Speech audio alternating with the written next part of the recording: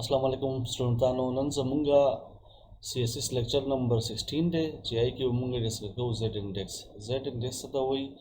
दा Z-Index ता ची दा लेयर जोड़े यो बल दा पासा लांदी पारा नो दा तास्तो जे एग्जांपल खे मसंग जदा मुसरा x axis और y axis दा शानी मुसरा Z-Index मी दीदी तास्तो जे एग्जांपल दर कोमा दलगे तास्तो खैदा यो द्रे किस्म बक्सुना दी रेड blue او green دا یو بل د پاسه دي دا ټول نه چې لاندې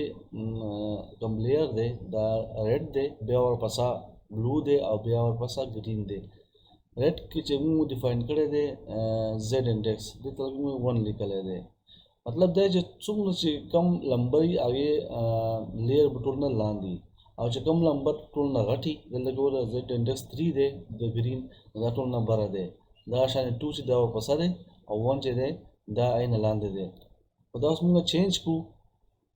زد انډیکس ریډ ته موږ 3 ورکو دا ټول نه بر رالو بیا ورپسې بلو دی نو دا ورپسې رالو او بیا زد انډیکس 1 چې کوم دی نو دا ټول نه کم نمبر دی نو دا دلته کې موږ ټول نه راوند دی دې پریکټیکلی وګورو موږ خدا وې دلته کې موږ یو فایل جوړ کړی دی ای کې موږ یو کنټینر اخیستی ای کې موږ یو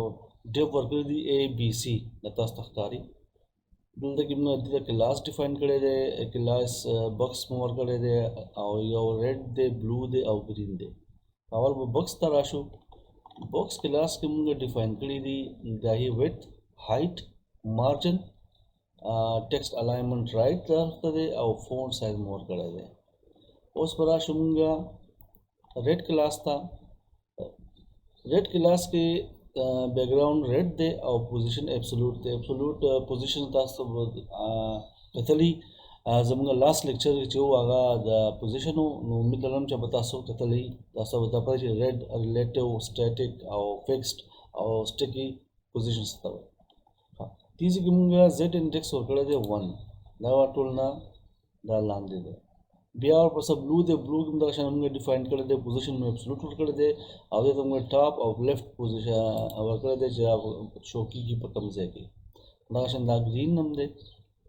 ګرین کې دغه شان پوزیشن ورکړی دی ټاپ لیفټ او زد انډیکس مو ورکړی 3 په بلو کې موږ 2 ورکړی اوس موږ داسې کار وکړو چې دلته کې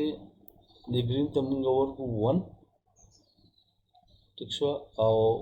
ریډ موږ ورکړو 3 ریفریش کو نو دا وګوره موږ سره چې دی ریډ بر رالو او زموږ دا ګرین چې دی دا لاندې لاړو دغه شانې اوس خو بلو ته موږ ورکو 4 یا 5 ورکو چلو دا به ټول ته په ټاپ رالو صحیح ده دغه شانې اوس تاسو خپله مرضي ده چې تاسو لیرس ډیفاین کوئ کله چې په کنټینر کې موږ بیک گراوند ورکو یا د پاسه هیډینګ ورکو څه ورکو او موږ غواړو چې یا پکچر ورکو امیجز ورکو نه یې موږ پوزیشن یا انډیکس موږ ډیفاین کولی شو چې کوم یو لیر ټول نه بری بیا به کوم لاندې دې دپاره دا زد انډیکس یوز کېږي نو امید لرم چې دا ورکوټی باندې لیکچر او په دې به تاسو ځان راستلي خو بیا هم څه مسلې تاسو ما سره رابطه کولی شئ نن دپاره دا کافي دی انشاءالله نیکسټ لیکچر کې ملاقات کېږي تر هغې پورې خپل ځان خیال ساتئ الله پامان